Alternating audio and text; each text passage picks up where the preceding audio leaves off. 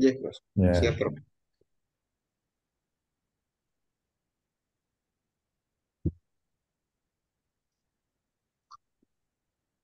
ya silakan Mas. Iya, Prof. Terima kasih, Prof. Eh, Mungkin Mas Khairil sudah siap? Siap, Pak. Siap. Oke, Siap, baik. Mas Eko. Saya coba share screen dulu.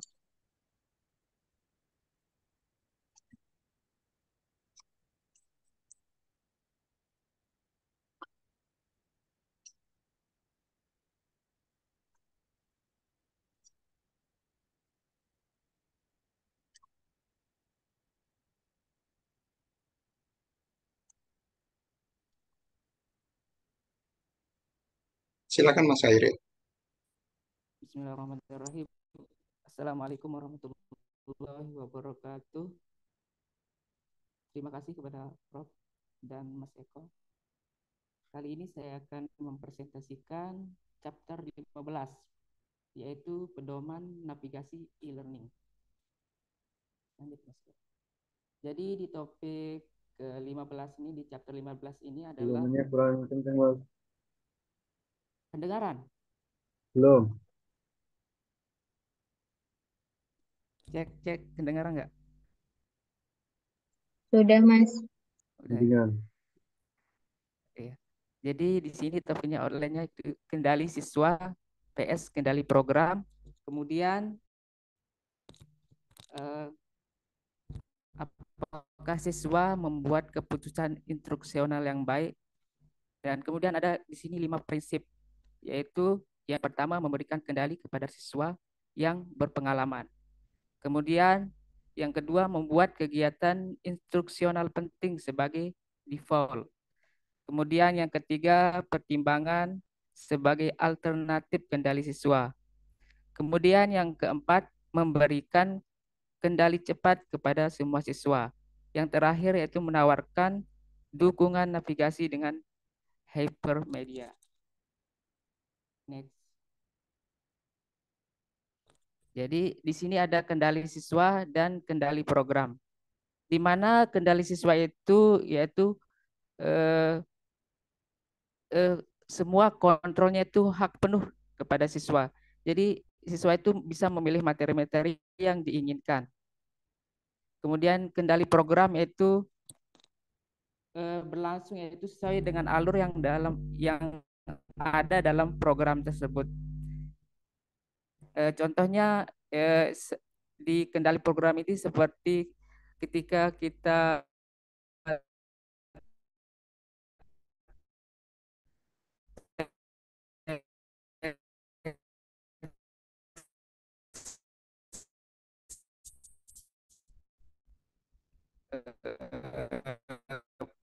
tes.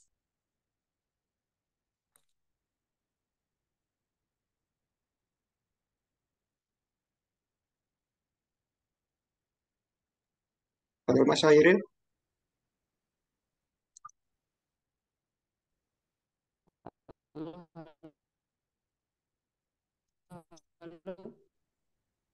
Next. Ada suara? Halo? Halo, Mas. Ada suara nggak? Ada suara. Terdengar ini, Mas. Tadi sempat hilang. Ya, monggo Oh, dilanjutkan, siap. Mas. Iya. Nah, jadi di sini ada 3 jenis kendali siswa. Yang pertama yaitu urutan konten, yang dimana eh, peserta didik bisa mengontrol pembelajaran topik dan layar utama sebuah pelajaran. Contohnya dalam sebuah kursus e-learning. Jadi di sini pembelajar bisa memilih topik dalam urutan apapun yang mereka inginkan. Kemudian yang kedua kecepatan. Dalam kecepatan ini peserta memilih untuk maju atau mundur pada setiap halaman yang atau ada next atau previousnya. Kemudian umpan balik. Di sini pembelajar dapat mengontrol jenis jumlah umpan balik yang mereka terima.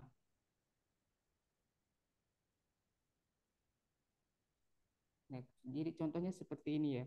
Di sini ada facing-nya, next-nya, selection-nya. Next Mas Eko. Di sini ada pertanyaan. Apakah pembelajaran membuat keputusan instruksional yang baik? Jadi pembelajar atau peserta didik itu lebih suka memilih kontrol penuh atas opsi pembelajarannya. Namun efek negatifnya itu bisa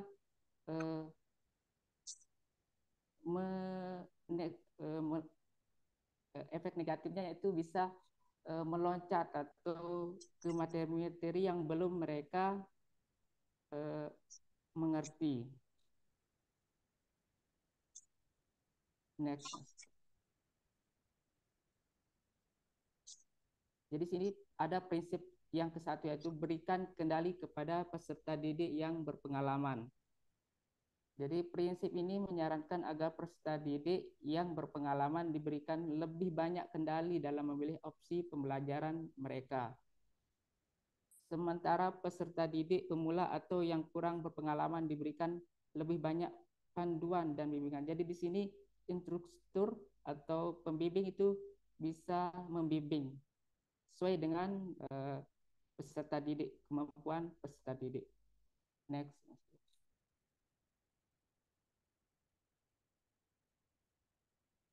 Prinsip yang kedua. Salah. Salah. Ya. Coba yang kedua, Mas.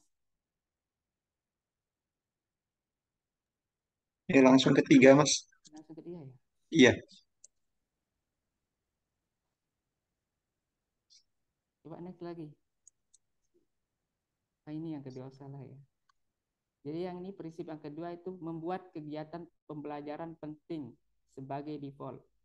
Jadi di dalam pembelajaran online peserta didik seringkali diberikan kendali penuh atas opsi pembelajaran mereka, termasuk navigasi dan kecepatan belajar. Namun jika peserta didik memiliki terlalu banyak kendali, mereka mungkin melewatkan elemen penting dalam pembelajaran seperti latihan atau contoh. Ya bisa kita lihat di e-learning atau media-media pembelajaran ketika siswa tidak paham atau malas untuk mempelajari materi yang belum mereka pahami, jadi bisa diloncat, bisa peserta didik meloncat ke materi yang lain. Itu kekurangan dari prinsip yang ini. Kemudian next.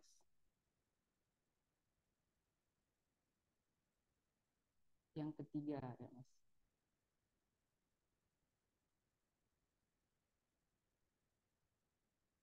Prinsip yang ketiga yaitu pertimbangkan berbagai alternatif kendali siswa.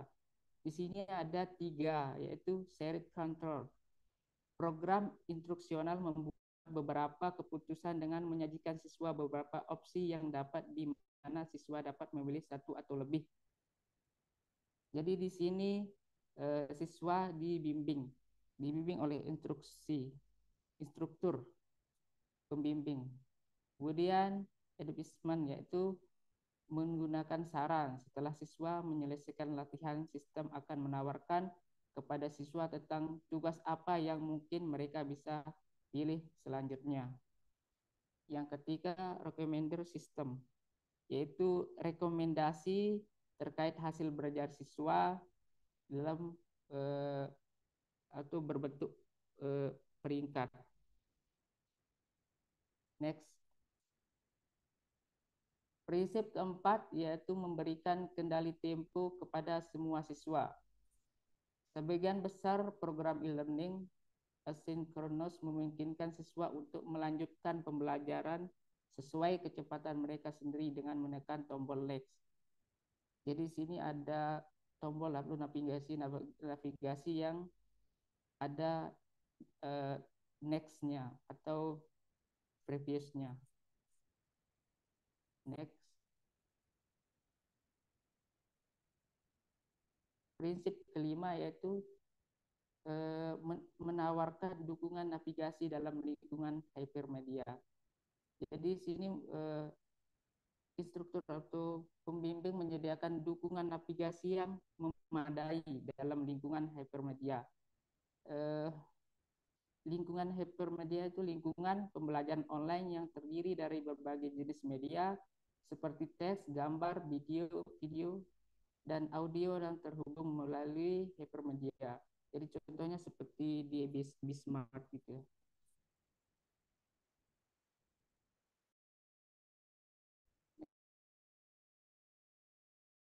Jadi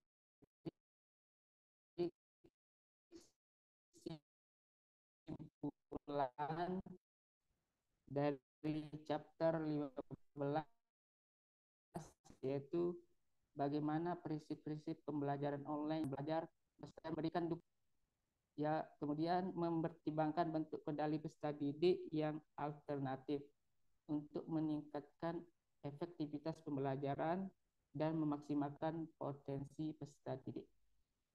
Sekian presentasi dari saya chapter 15. Terima kasih Pak Eko, Prof. Assalamualaikum warahmatullahi wabarakatuh. Waalaikumsalam warahmatullahi wabarakatuh. Ya, terima kasih Mas Khairil. Untuk selanjutnya, Bu Rosita atau Pak Teddy sudah ya presentasi ya? Belum Pak Eko, belum. Oke, siapa dulu nih Pak? Saya aja dulu Pak Eko. Oke, siap. Iya, Ya, Baik. silakan Pak Teddy dimulai. Baik. Izin share screen dulu Bapak Ibu.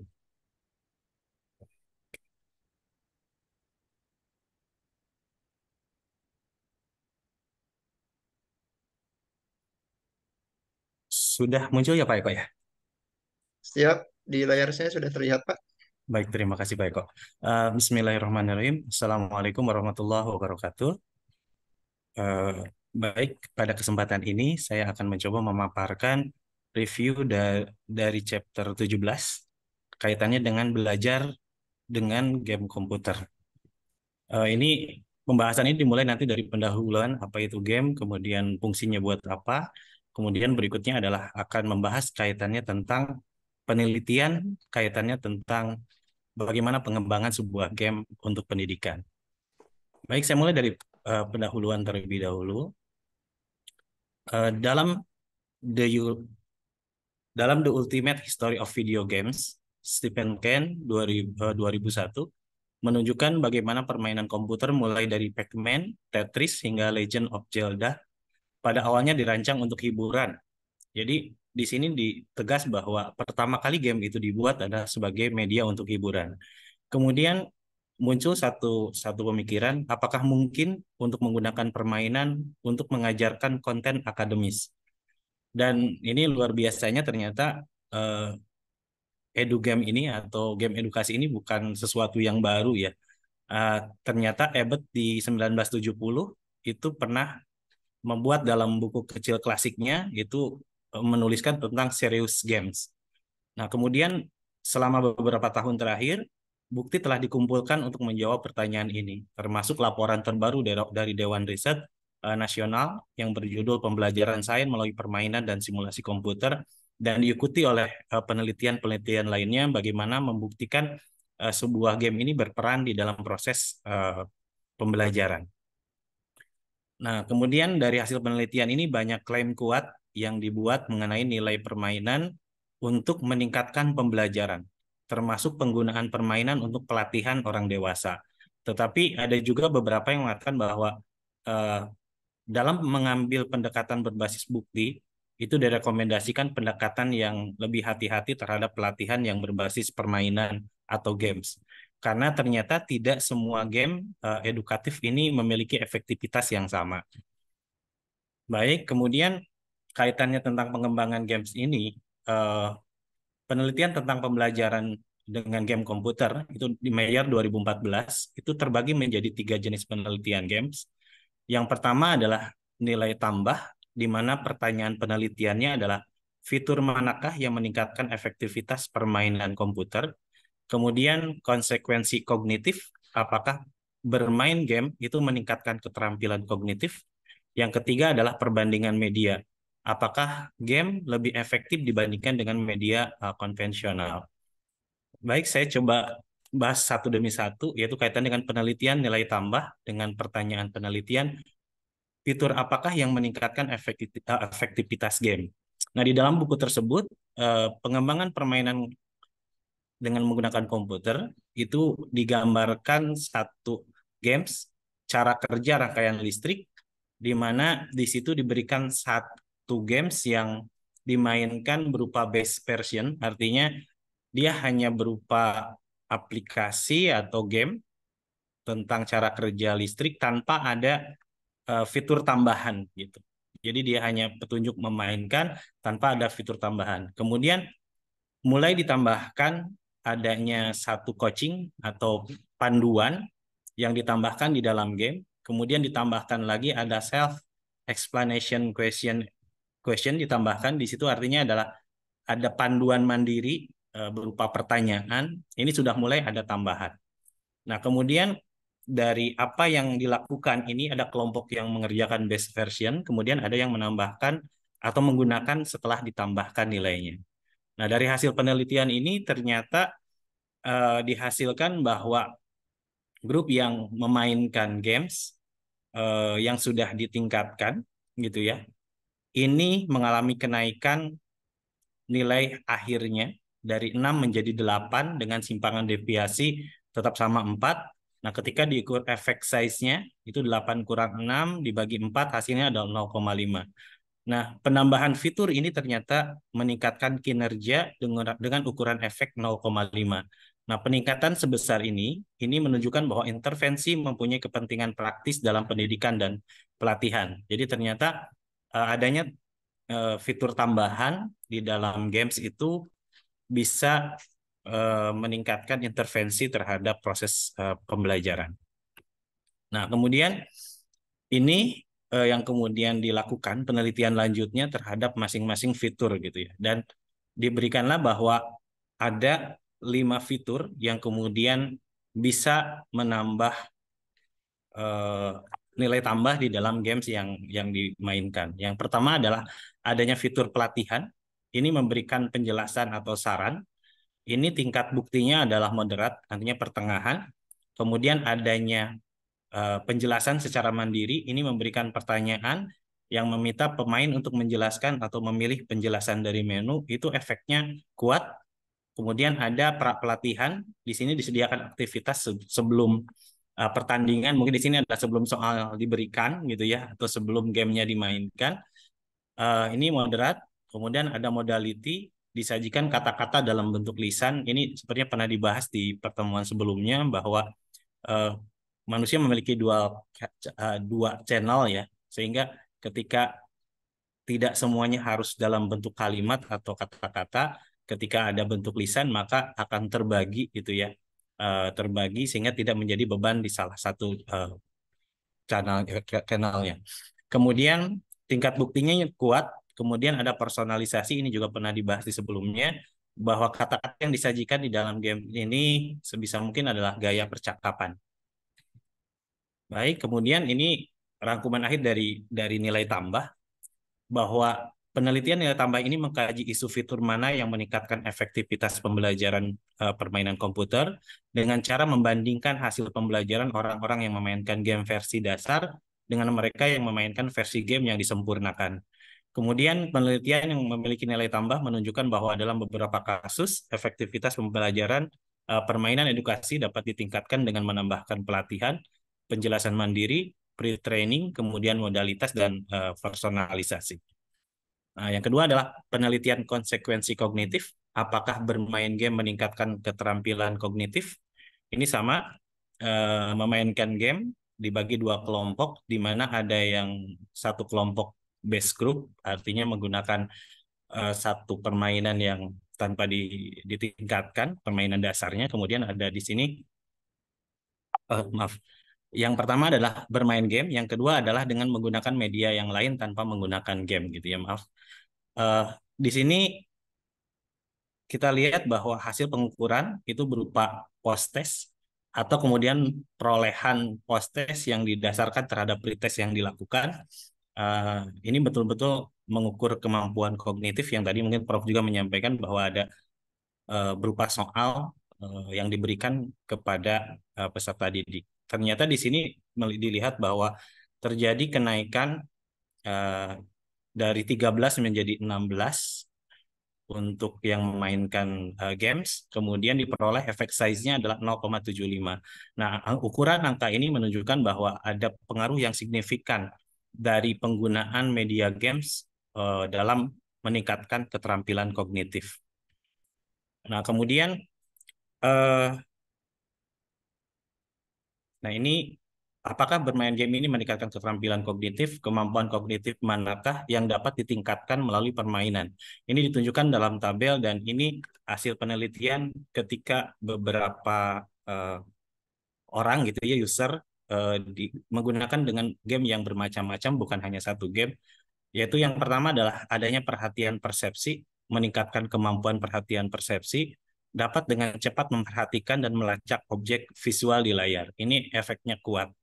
Dan ini kaitannya, kalau di buku itu disebutkan pekerjaan-pekerjaan yang mungkin perlu melihat perubahan apa ya, kayak tracking pesawat gitu ya. Kemudian perubahan data di layar. Nah, orang-orang yang bermain game itu biasanya lebih kuat untuk dapat perhatian persepsi. Kemudian ada rotasi mental, secara mental dapat memutar gambar visual suatu objek. Jadi dia bisa menggambarkan satu benda secara 3 dimensi, tapi ini moderat. Kemudian ada visual spasial, dapat memanipulasi gambar visual suatu objek dan memvisualisasikan perubahannya. Kemudian ada fungsi eksekutif, dapat mengontrol proses kognitif. Kemudian pemikiran, dapat membuat kesimpulan. Memori adalah dapat mengingat kembali apa yang disajikan. Tetapi 4 bagian yang di bawah, kemampuan di bawah ini dari segi ininya tingkat buktinya adalah lemah. Sehingga penelitian konsekuensi kognitif ini adalah penelitian apakah bermain game komputer meningkatkan keterampilan kognitif dengan cara membandingkan peningkatan keterampilan kognitif orang-orang yang ditugaskan untuk memainkan permainan siap pakai dalam jangka waktu lama dengan mereka yang ditugaskan untuk melakukan aktivitas lain. Kemudian penelitian konsekuensi kognitif menunjukkan bahwa bermain video game aksi seperti game yang mengharuskan menembak sasaran dengan cepat itu dapat menghasilkan peningkatan dalam keterampilan perhatian perspeksi. Oke, kemudian yang terakhir adalah penelitian perbandingan media. Apakah game ini lebih efektif dibandingkan dengan media konvensional? Ternyata dari hasil eksperimen perbandingan grup yang menggunakan games dengan menggunakan media konvensional itu diperoleh efek size-nya hanya 0,25. Sehingga angka ini menunjukkan bahwa tidak ada perbedaan signifikan gitu ya. Kemudian dari hasil penelitian ini di buku itu disebutkan bahwa penelitian perbandingan media ini telah dikritik dengan alasan bahwa sangat sulit atau bahkan tidak mungkin untuk menyamakan permainan dan kelompok konvensional dalam hal paparan materi dan metode pengajaran yang sama. Secara khusus, Clark berpendapat bahwa metode pembelajaran menyebabkan pembelajaran bukan media pembelajarannya gitu.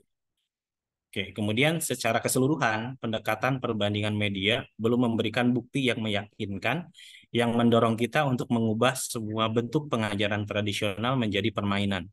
Namun, permainan mungkin mempunyai peran yang berguna dalam beberapa situasi tertentu. Nah, ini dari hasil penelitian lanjut, ternyata ketika kita ingin mengembangkan media game sebagai media pembelajaran, itu ada konten area, yaitu berupa pembelajaran sains. Ini ternyata memberikan efek yang kuat gitu ya. Jadi ketika ingin yang pelajaran saya ingin mengembangkan game itu memiliki bukti yang kuat bisa meningkatkan atau bisa ada efek yang berbeda dengan media konvensional. Jadi penelitian perbandingan media ini adalah membandingkan pembelajaran konten akademik dengan permainan versus pembelajaran dengan media konvensional. Meskipun ada kekhawatiran metodologis yang sah mengenai studi perbandingan media, kondisi literatur saat ini menunjukkan bahwa dukungan terkuat untuk pembelajaran berbasis permainan adalah untuk konten sains. Baik, kesimpulan terakhir adalah secara keseluruhan penelitian tentang pembelajaran dengan permainan itu menunjukkan bahwa permainan yang dirancang dengan baik dapat mendapatkan tempat dalam program pelatihan. namun tidak ada dukungan penelitian untuk konversi besar-besaran format pelatihan tradisional ke format berbasis permainan. Baik, itu saja yang bisa saya paparkan. Terima kasih. Assalamualaikum warahmatullahi wabarakatuh. Waalaikumsalam. Waalaikumsalam warahmatullahi wabarakatuh. Ya, selanjutnya terakhir ya, Bu Rosita, sebelum menginjak ke buku yang kedua. Silakan Bu Rosita.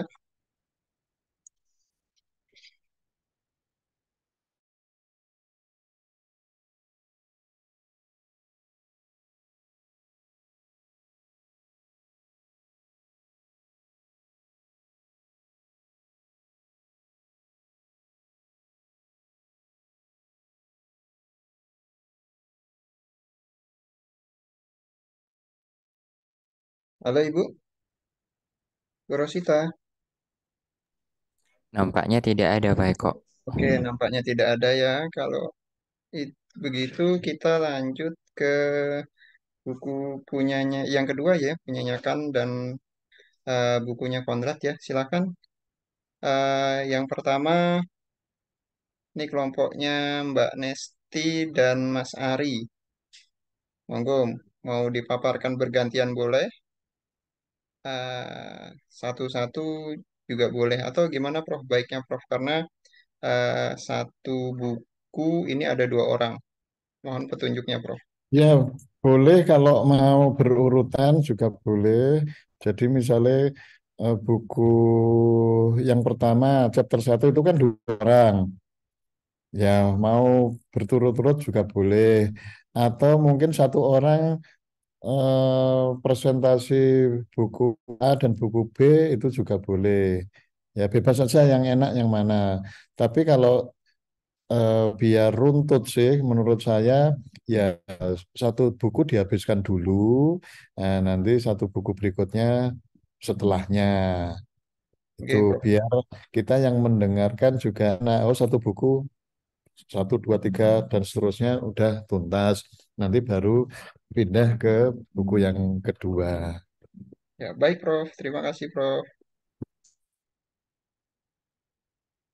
Ya, monggo Mbak Nesti dan Mas Ari, mungkin gantian nanti pemaparan bukunya Kan dulu atau Konrad dulu secara bergantian. Ya, monggo dipersilahkan. Baik, terima kasih Pak Eko. Pembagiannya kemarin setengah-setengah ya, saya setengah, terus Pak Ari setengah. Jadi saya dulu. Baik, terima kasih.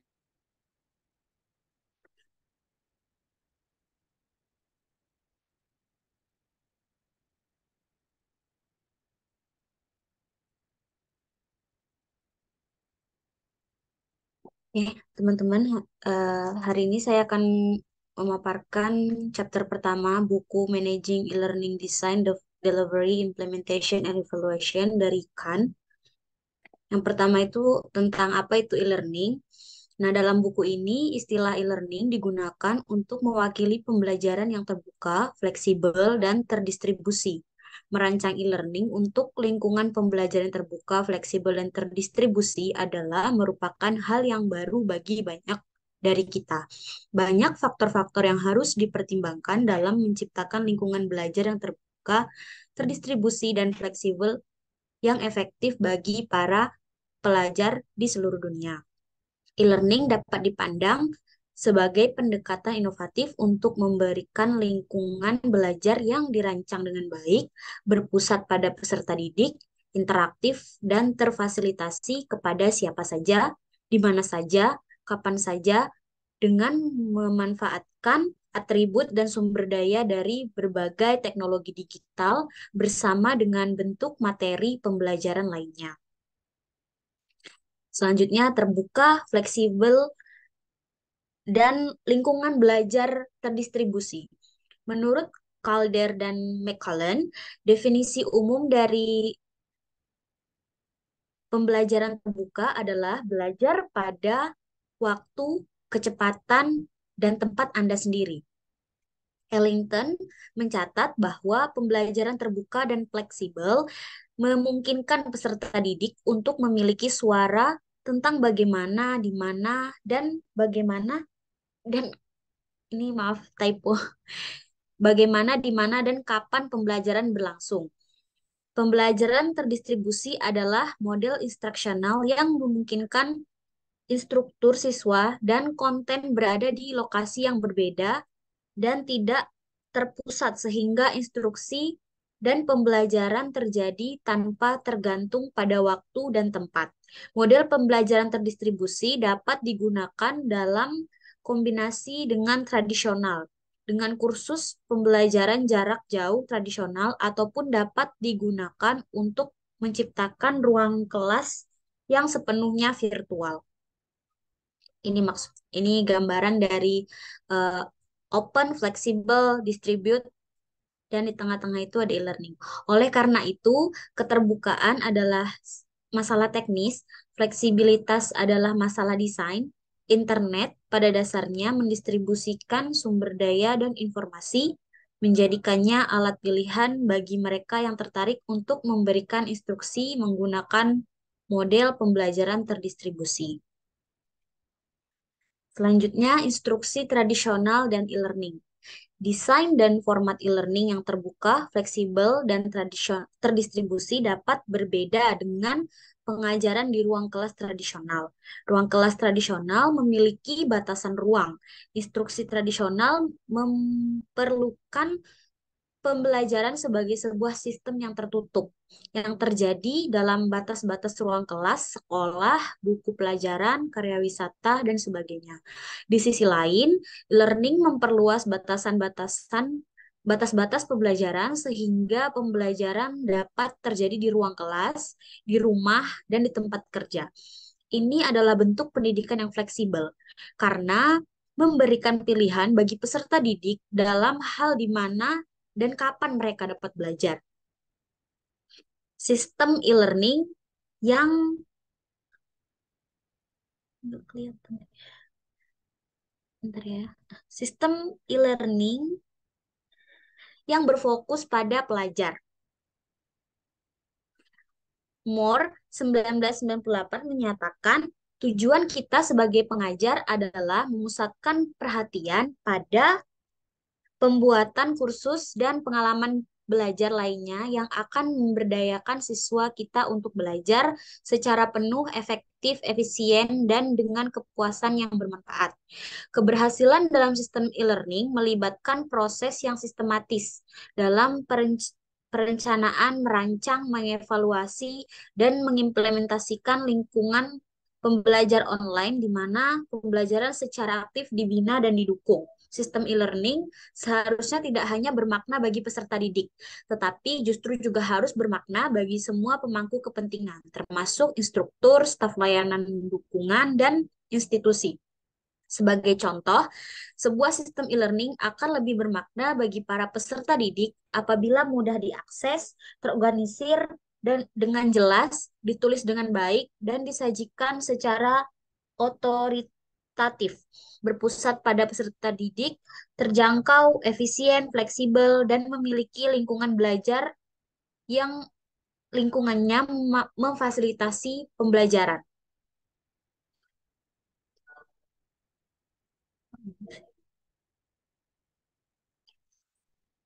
Ketika peserta didik menunjukkan tingkat partisipasi dan keberhasilan yang tinggi dalam mencapai tujuan dan sasaran kursus, hal ini dapat membuat e-learning menjadi bermakna bagi instruktur.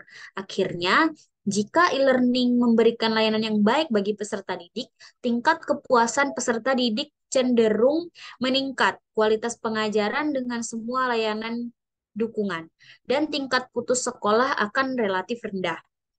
Pada bagian selanjutnya, penggunaan berbagai perangkat internet dan teknologi digital lainnya akan dibahas dalam kaitannya dengan bagaimana mereka dapat digunakan untuk menciptakan lingkungan pembelajaran yang bermakna.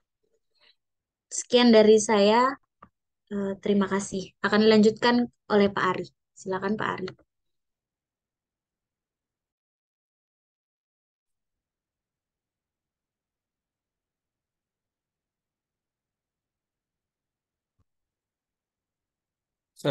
Assalamualaikum warahmatullahi wabarakatuh. Perkenalkan, nama saya Ari Martian. Di sini saya akan meneruskan chapter 1 yang sebelumnya dijelaskan oleh Mbak Nesti. Di chapter 1 ini saya akan membahas dengan pokok bahasan tentang sistem e-learning yang berfokus pada peserta didik. Yang berikutnya adalah komponen-komponen dan fitur e-learning. Yang ketiga itu kerangka kerja untuk e-learning.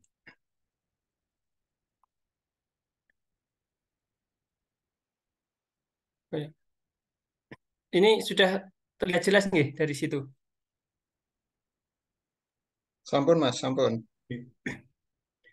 Untuk sistem e-learning yang berfokus pada peserta didik, ini menurut Moore, ini sebagai lembaga pendidikan, kita fokus pada upaya untuk menciptakan pembelajaran dan pengalaman belajar yang terbaik bagi siswa kita.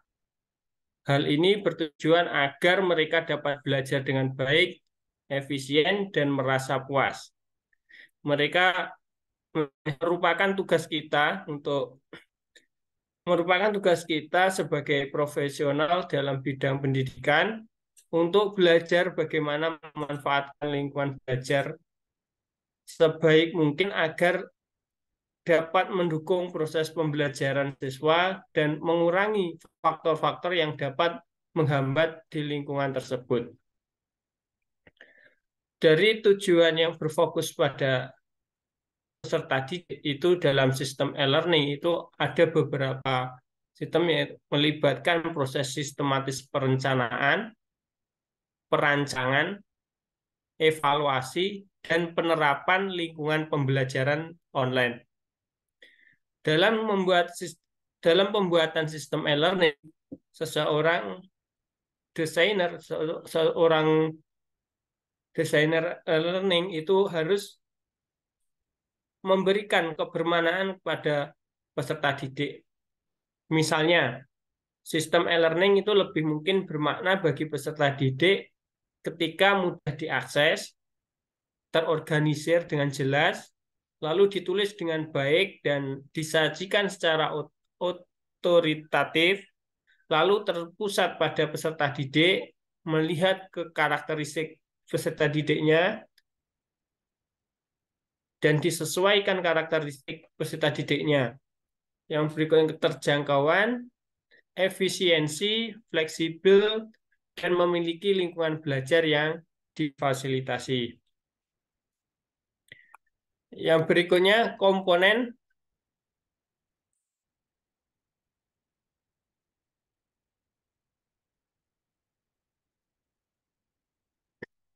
dan fitur e-learning. Sebelumnya kita mengenal terlebih dulu komponen itu apa.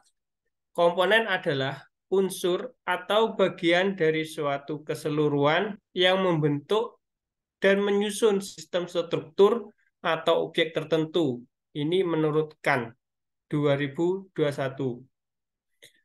Yang berikutnya, pengertian dari fitur itu adalah atribut atau karakteristik tertentu dari suatu produk, sistem, atau layanan yang menambah nilai atau fungsionalitasnya. Untuk komponen-komponen penting yang ada di e-learning, itu yang pertama adalah desain instruksional, komponen multimedia, internet tool. Desain instruksional ini salah satu contohnya teori pembelajaran, strateginya, dan teknik instruksi yang diberikan dalam e-learning itu seperti apa. Itu harus terfokus untuk siswa, untuk memfasilitasi kebutuhan siswa. Yang berikutnya adalah komponen multimedia. Itu komponen dalam e-learning, multimedia e-learning itu ada teks, grafik, lalu ada audio, ada video, ada tautan seperti hyperlink, hypermedia, tautan 3D, itu bisa masuk. Yang berikutnya internet tool. Ini internet tool ini adalah salah satunya adalah alat komunikasi. Ya, di dalam e-learning itu ada alat komunikasi yang ada alat komunikasi asinkron sama sinkronus. Kalau yang asinkronus itu ada email, ada news group, tetapi kalau yang sinkronus atau secara langsung tatap muka, text based atau video call di dalam e-learning itu. Yang berikutnya komputer dan perangkat penyimpanannya. Yang berikutnya yang selanjutnya adalah connection atau service provider. Ini kayak seperti modem, lalu jaringan internet itu harus ada di dalam menjalankan e-learning. Lalu authoring atau manajemen program enterprise seperti LMS itu, Learning Management System. Kalau yang kita pelajari nanti adalah model. Yang berikutnya server dan related application. Nah, dari kesemuan komponen ini tidak dapat membuat fitur e-learning yang bermakna tanpa integrasi yang tepat dari desain instruksional. Jadi desain instruksional ini mencakup seluruh komponen-komponen yang ada ini, membungkus atau membuat desain yang bagus itu berdasarkan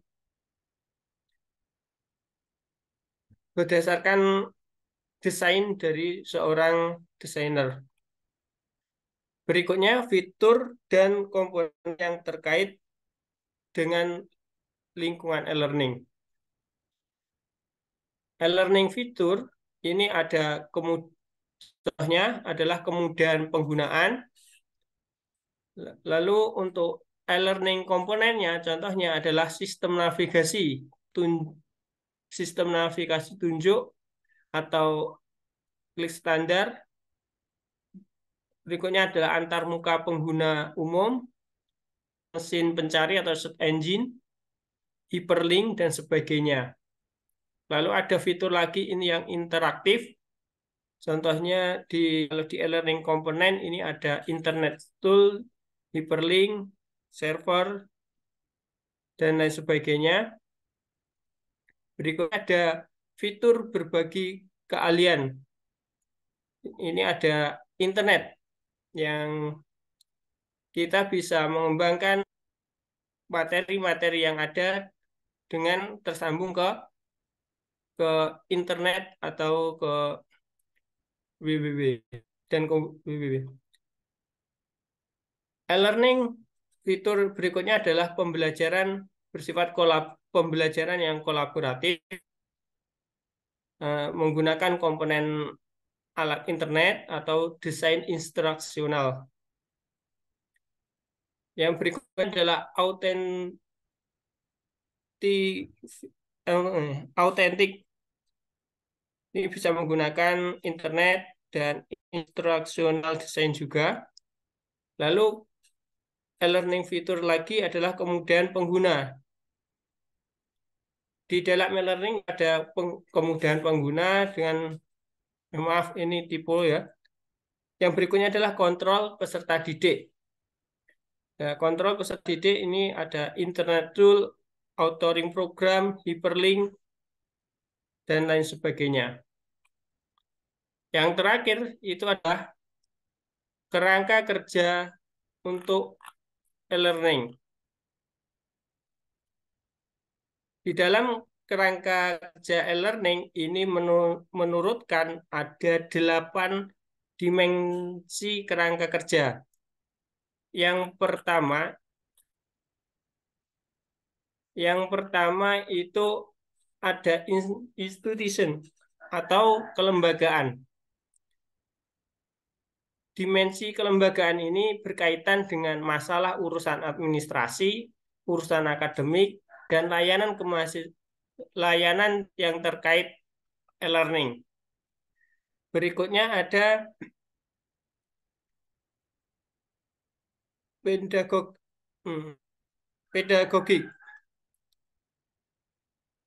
Pedagogis ini, dimensi pedagogis learning ini mengacu pada pengajaran atau pelajaran. Ini dimensi membahas isu-isu mengenai analisis isi, analisis audien, analisis tujuan, analisis media, lalu pendekatan desain, organisasi, dan strategi pembelajaran. Lalu untuk teknologi di dalam dimensi ini, teknologi e-learning meneliti masalah infrastruktur teknologi di lingkungan e-learning. Ini termasuk perencanaan infrastruktur perangkat keras dan perangkat lunak. Dan itu yang berikutnya ada teknologi, ada interface design, ini desain mukanya, ada evaluasi dari e-learning-nya ini, evaluasi dari keseluruhan. Lalu berikutnya manajemen, ada resource support, ada ethical. Nah, etikal ini adalah etis atau mempertimbangkan etis e-learning berkaitan dengan pengaruh sosial yang ada di lingkungan peserta didik atau politik, keragaman budaya, lalu keragaman geografis, keragaman peserta didik, dan kesenjangan digital lainnya yang menyangkut dengan etiket dan masalah hukum. Dari ke-8 kerangka kerja ini nanti akan dijelaskan lagi lebih detail di kelompok-kelompok penyaji berikutnya. Untuk presentasi dari kami, saya akhiri sampai di sini. Terima kasih. Assalamualaikum warahmatullahi wabarakatuh. Waalaikumsalam warahmatullahi wabarakatuh. Ya, selanjutnya satu buku dulu ya, biar nggak kredit ini penerimanya. Untuk lanjutannya, eh, Mbak Mbak Azhar dengan Mbak Runi dipersilahkan. Ya, izin Prof, baik untuk ini screen layar.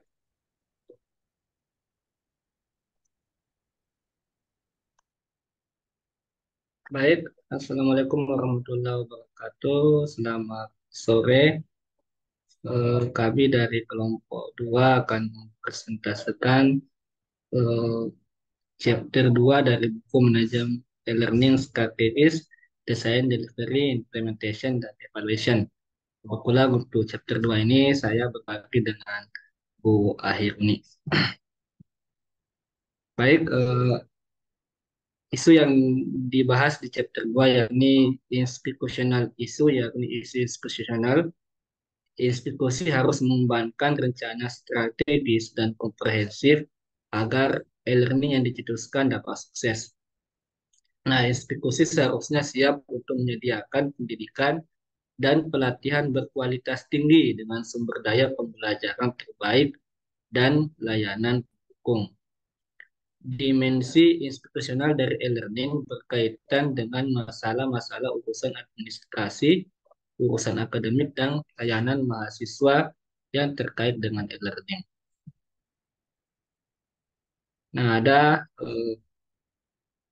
16 pokok bahasan yang akan dibahas.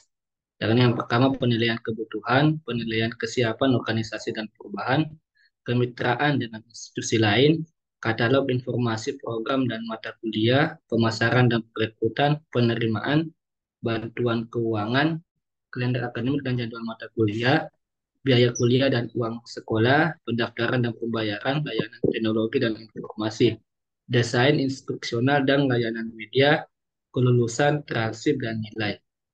Nah, yang pertama yakni penilaian kebutuhan. Nah, di sini analisis kebutuhan dapat membantu institusi untuk mencocokkan kebutuhan pengguna yang menjadi target dengan kursus dan program e-learning yang mereka rencanakan untuk dipasarkan. Terus yang kedua, penilaian kesiapan. Nah, penilaian kesiapan ini membantu meninjau status kesiapan yang komprehensif dari gagasan dicetuskannya e-learning oleh sebuah institusi dan juga bukan faktor-faktor penting yang harus dipertimbangkan agar e-learning ini siap untuk digunakan maupun dipasarkan. Nah, penilaian kesiapan ini di buku ini ada 4, yakni kesiapan keuangan, kesiapan infrastruktur, kesiapan budaya, adalah kesiapan konten. Kesiapan keuangan ini adalah salah satu faktor kesiapan yang paling penting, yakni pertimbangan anggaran jangka panjang untuk inisiatif dari e-learning. Kemudian kesiapan infrastruktur. Ini mencakup kesiapan sumber daya manusia, kesiapan peralatan, dan kesiapan keterampilan penggunaan teknologi. Nah, kesiapan budaya di sini e-learning harus mampu menghadapi tantangan karena pada beberapa tempat atau beberapa institusi tradisi pembelajaran tatap muka itu masih budaya di situ. Kemudian kesiapan konten.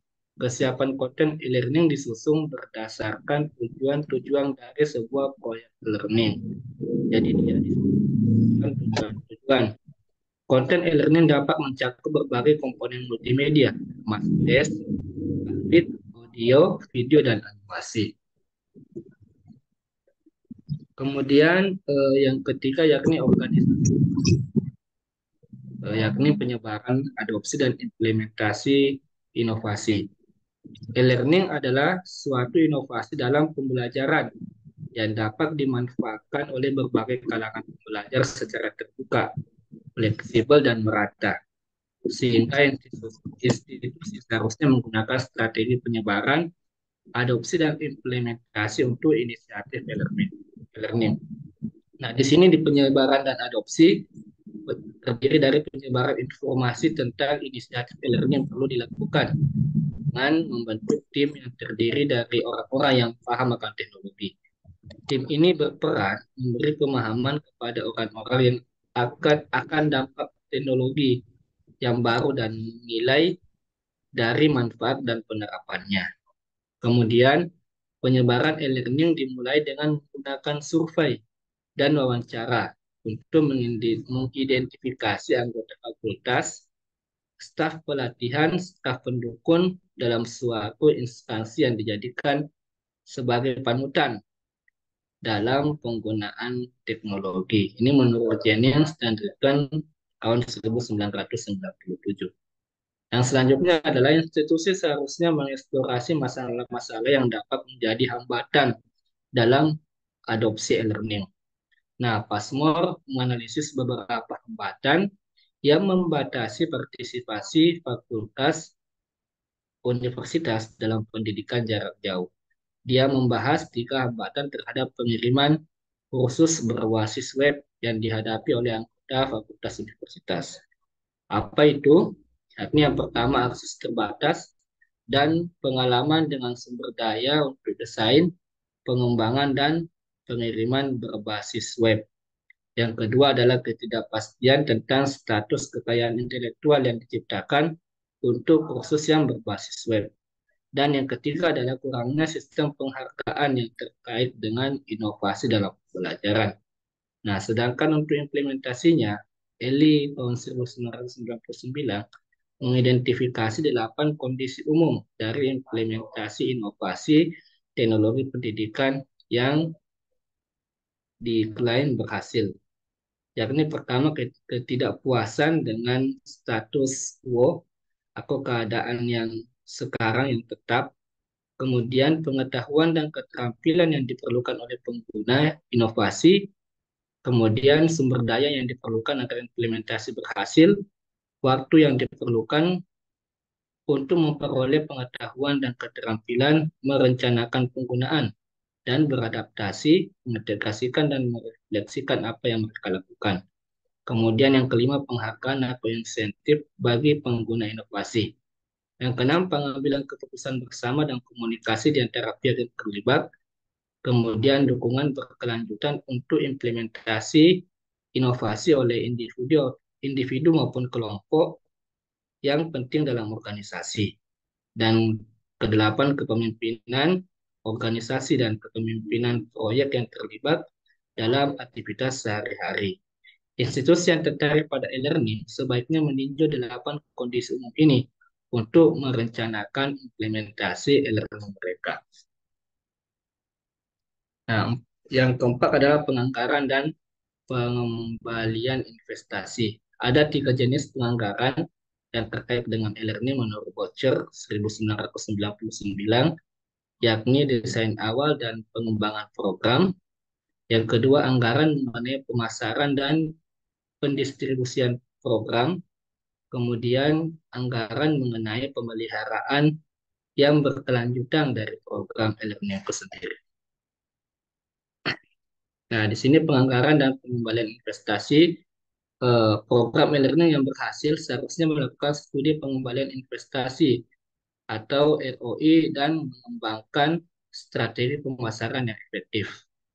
Gustafson dan Schramm merekomendasikan agar institusi melakukan analisis biaya dan ROI selama dan setelah implementasi proyek dari e-learning.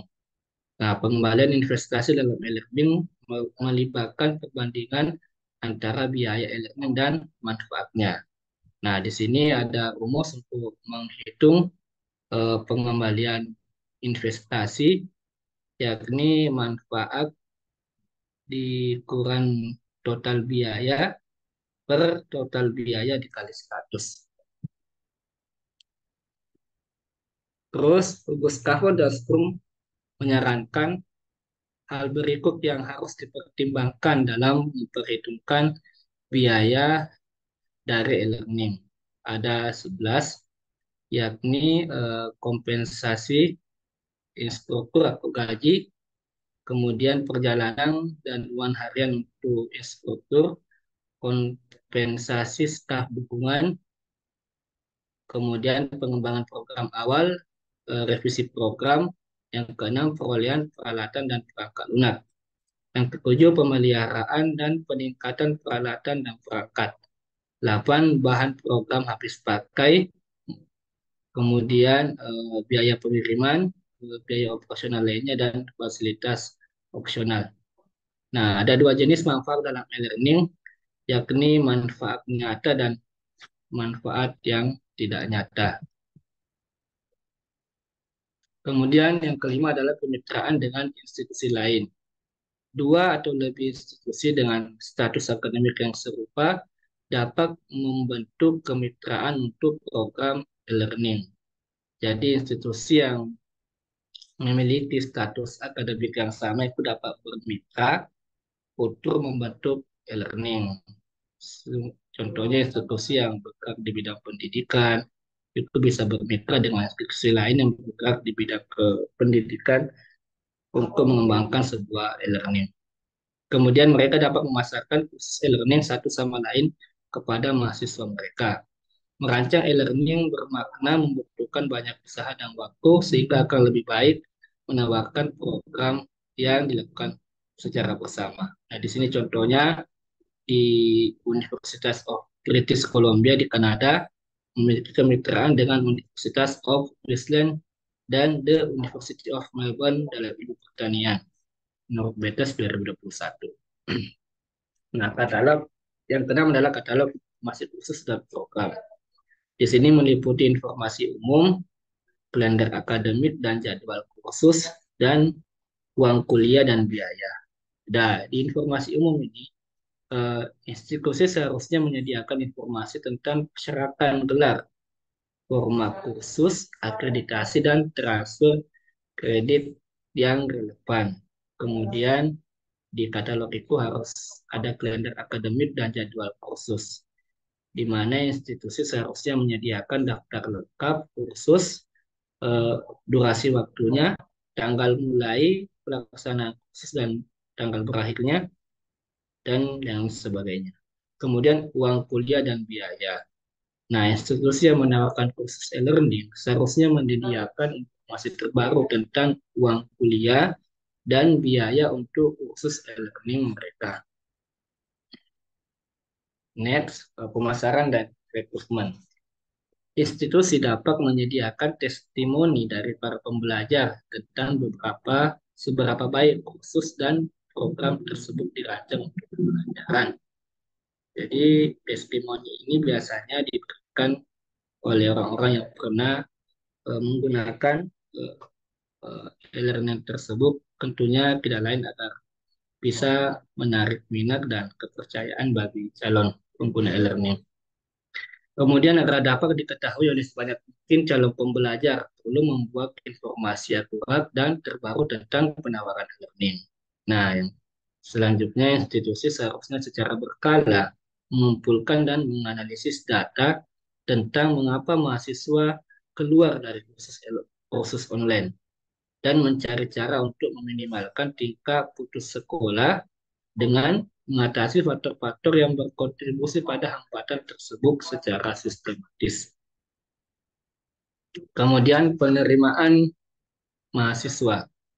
Nah, di sini layanan yang cepat dan dapat diandalkan dari kantor penerimaan sangat penting dalam e-learning.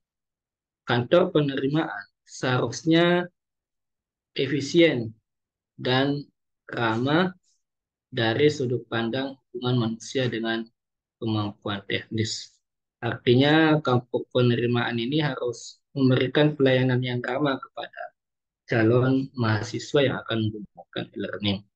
Pembelajar jarak jauh akan sangat menghargai layanan yang cepat dan dapat diandalkan dari kantor penerimaan. Jadi kantor penerimaan itu seharusnya mampu responsif ya terhadap kebutuhan dari calon mahasiswa atau calon pengguna e-learning. Institusi yang menawarkan e-learning seharusnya mempertimbangkan untuk menginstal sistem online yang aman dan dapat diandalkan untuk menerima formulir aplikasi mahasiswa untuk penerimaan mahasiswanya. Next, bantuan keuangan. Nah, di sini layanan bantuan keuangan seharusnya diorganisir untuk memberikan layanan dukungan terbaik bagi pembelajar jarak jauh dengan menggunakan layanan dukungan berupa teknologi dan sumber daya manusia. Nah, mahasiswa seharusnya dapat berbicara dengan penasihat bantuan keuangan untuk mendapatkan panduan tentang keuangan pendidikan mereka. Kemudian informasi tentang bantuan keuangan, pinjaman pelajar, dan beasiswa seharusnya tersedia secara online. Nah, pendaftaran dan pembayaran. Nah, institusi yang menawarkan e-learning seharusnya memiliki sistem yang aman dan dapat diandalkan untuk mengelola semua transaksi keuangan. Seiring dengan terus meningkatnya teknologi internet dan e-commerce, proses pendaftaran otomatis dan transaksi keuangan online menjadi bagian integral dari institusi learning. Yang ke-11 adalah layanan teknologi informasi. IT seharusnya dapat memberikan layanan dukungan berkelanjutan untuk teknologi e-learning. Nah, IT seharusnya bekerja sama dengan staf e-learning untuk memilih sistem manajemen pembelajaran atau SMS dan sistem manajemen konten pembelajaran SMS untuk kursus. Kemudian yang wisuda, transip, dan nilai. Nah, di sini wisuda artinya institusi seharusnya memberikan informasi tentang wisuda, termasuk formulir aplikasi, upacara wisuda, dan sebagainya kepada mahasiswa jarak jauh secara daring. Institusi juga seharusnya memberikan bimbingan wisuda bagi mahasiswa jarak jauh, sehingga mereka dapat menyelesaikan semua persyaratan untuk lulus. Nah, itu yang bisa saya sampaikan. Untuk selanjutnya akan dilanjutkan oleh Saudari Ahironi. Ya, terima kasih Mas Azhar. Ini mohon maaf Prof, berhubung waktunya perkuliahan mungkin sudah habis untuk presentasi. Kita cukupian ya Prof ya. Mungkin waktunya Ya, saya kembalikan ke Prof Herman. Matur suwun Prof Herman. Ya, oke, makasih Mas Eko, makasih teman-teman semua yang sudah presentasi tadi ataupun yang belum presentasi tadi. Nggak apa-apa, kita cukupkan sampai di sini dulu. Yang belum itu minggu berikutnya, minggu depan. Untuk presensi yang tidak bisa presensi tadi sudah saya isi manual. Eh, Kalau belum sempat, nanti akhirnya juga saya isi manual juga. Yang nggak usah khawatir. Kiranya bisa kita akhiri untuk hari ini. Baik, Prof. Ya, mari kita tutup pertemuan hari ini dengan berdoa bersama. Berdoa disilakan.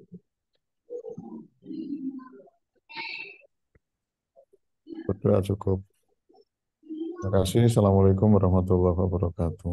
Waalaikumsalam Waalaikumsalam warahmatullahi warahmatullahi wabarakatuh. wabarakatuh. Kasih, Terima Bro. kasih banyak, Prof. Ya, Terima oke. kasih. Saya end dari sini. Bro.